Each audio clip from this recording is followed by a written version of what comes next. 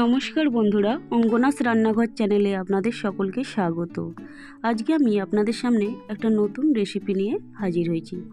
রেসিপিটির নামটা আমরা জেনে নিই। রেসিপিটির নাম হলো পনিরের পুরভরা পটল বাহার। দেখুন কত সুন্দর দেখতে হয়েছে আর খেতেও সুস্বাদু হয়েছে। চলুন দেখা যাক কিভাবে করা গেল। প্রথমে আমার এখানে লাগছে পটল, আর লাগছে পনির, বাটার, পেঁয়াজ, আদা, রসুন, কাঁচা লঙ্কা একসঙ্গে আমার একটা পেস্ট লাগছে, আর লাগছে পাকা টমেটো কুচো, আর লাগছে ধনে পাতা কুচো করে নিয়েছি, পেঁয়াজ কুচি করে নিয়েছি, আর কাঁচা লঙ্কা চিড়ে নিয়েছি। এইবার আমার এইখানে একটু দেখাবার আছে যে পটলটা আমি কিভাবে কেটে নিয়েছি। দেখুন এইভাবে ডিজাইন করে কেটে নিয়েছি, আর ভেতরের শাঁসটা আমি ভালো করে বার করে নিয়েছি। বাহার করে পটলটা খুব সুন্দর করে কেটে নিতে হবে। চলুন এইবার যে উপকরণগুলো লাগছে, প্রথমে আমার এখানে লাগছে টক দই, আমি ফেটিয়ে নিয়েছি, আর লাগছে সর্ষে, পোস্ত, মগজদানা আর কাজু বাদাম আমি একসঙ্গে বেটে একটা পেস্ট করে নিয়েছি। এইবার আমার যে উপকরণগুলো লাগছে মশলার, এখানে লাগছে তেজপাতা, লবণ, সামান্য চিনি, গুঁড়ো লঙ্কা, হলুদ আর সামান্য কালো জিরে। এইবার আমি কড়াটা ওভেনে বসিয়ে দিয়ে একটু গরম হয়ে গেছে, এবার সামান্য তেল দিলাম। এইবার আমি একটু বাটার দিলাম।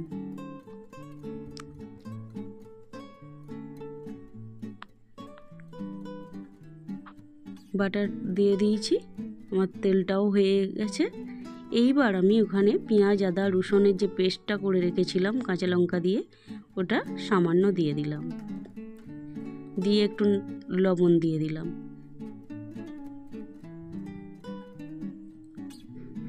আমি সামান্য নেড়ে সামান্য একটু পেঁয়াজ কুচো দিয়ে দিয়েছি। আমি এটা ভালো করে একটু নেড়ে নেব।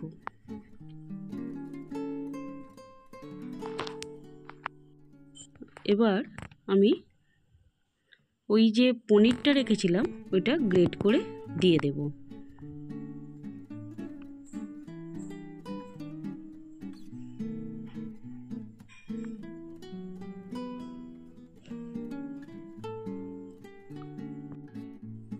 দেখুন আমি ভালোভাবে নেড়ে নিলাম।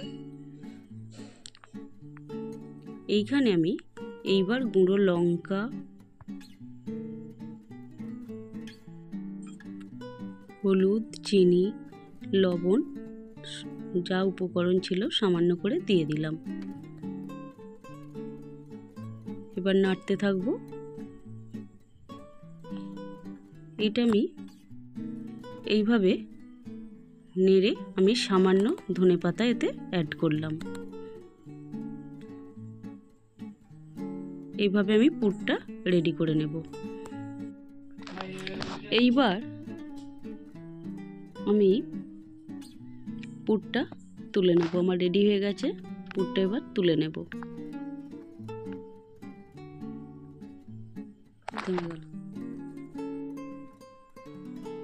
এইবার আমি কড়াই অনেকটাই তেল দিলাম, দিয়ে তেলটা গরম হতে থাকুক, ততক্ষণ আমি পটলের মধ্যে পুরটা ভরে দিই।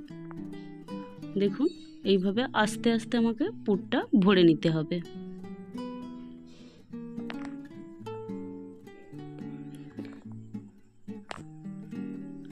এইভাবে আমি ভরে নিচ্ছি আস্তে আস্তে। দেখুন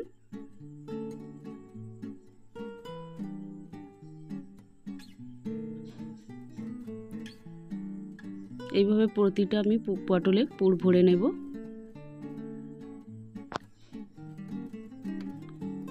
পুর ভরা হয়ে গেলে আমি ওই তেলে আস্তে আস্তে সব পটলগুলো হালকা আঁচে ভেজে নেব। খুব জোর দিলে হবে না, এমনইভাবে ভাজতে হবে যেন পটলগুলো সবুজই হয়ে থাকে, ভেতর ভাজা হয়ে যায়, যেন সবুজ হয়ে থাকে।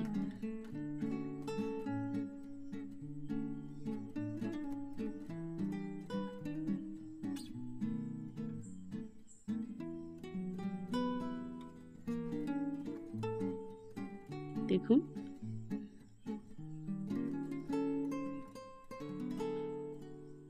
এইভাবে আমার ভাজা হয়ে গেল। এইবার ওই তেলেই আমি তেজপাতাটা দিয়ে দেব আর সামান্য বাটার দিয়ে দিলাম। এইবার পেঁয়াজ আদা রসুনের পেস্টটা দিয়ে দিয়েছি আর কুচনো পেঁয়াজটা দিয়ে দিলাম। এখানে কুচনো টমেটোটাও আমি দিয়ে দিলাম, দিয়ে এবার ভালো করে নাড়ব।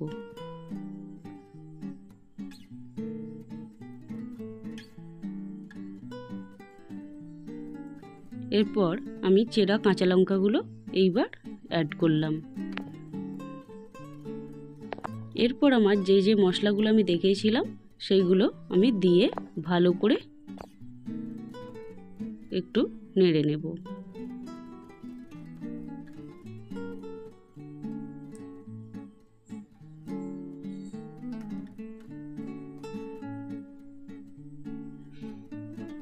এইবার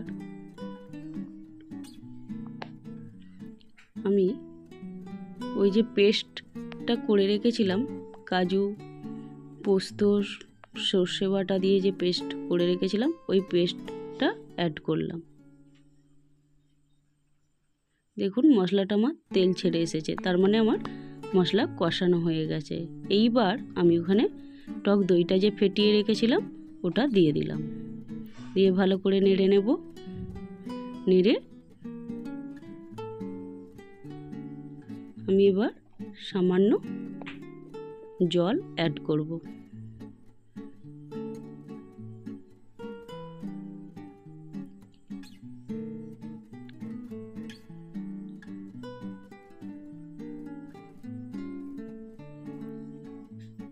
এইবার আমি ধনে পাতাটা দিয়ে দিলাম। খুব সুন্দর এই রেসিপিটা খেতে হয়, আপনারা একবার বাড়িতে ট্রাই করে দেখবেন। ভালো লাগলে লাইক শেয়ার কমেন্ট করতে ভুলবেন না। আর ইউটিউব চ্যানেলে আমার সাবস্ক্রাইব করে বেল আইকনটা অল করে দেবেন। আর যারা ফেসবুক থেকে দেখছেন আমার পেজটা একটু ফলো করে নেবেন। আমি এবার পটলগুলো দিয়ে একটু ঢাকনা দিয়ে দিয়েছিলাম, আর একটা পিঠ আমার হওয়ার জন্য আমি আর একটা পিঠ উল্টে আমি আর একবার ঢাকা দিয়ে দেব, তাহলে পটলটা সেদ্ধ হয়ে যাবে।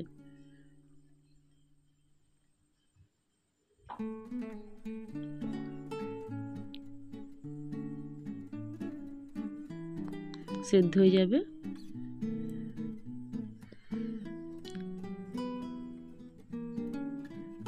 দেখুন ঢাকা দিয়ে দিয়েছি। এইবার আমার হয়ে গেছে, আমি ঢাকাটা খুলে নিলাম। আমার রেডি হয়ে গেছে পরিবেশনের জন্য। আমি আস্তে আস্তে এবার নামিয়ে আপনাদের সামনে দেখাচ্ছি। এর ফাঁকে আমি একটু বাটার অ্যাড করলাম। আমি এতক্ষণ যে বাটার দিয়ে করছিলাম, লাস্টে একটু বাটার দিলে বাটারের একটা স্মেল থাকে, সেই স্মেলটা যাতে আসে সেই জন্য একটু বাটার অ্যাড করলাম। খুব সুন্দর খেতে হয়েছিল। ততক্ষণ পর্যন্ত আপনারা সুস্থ থাকবেন, ভালো থাকবেন আশা করছি। আসছি পরের ভিডিও নিয়ে। নমস্কার।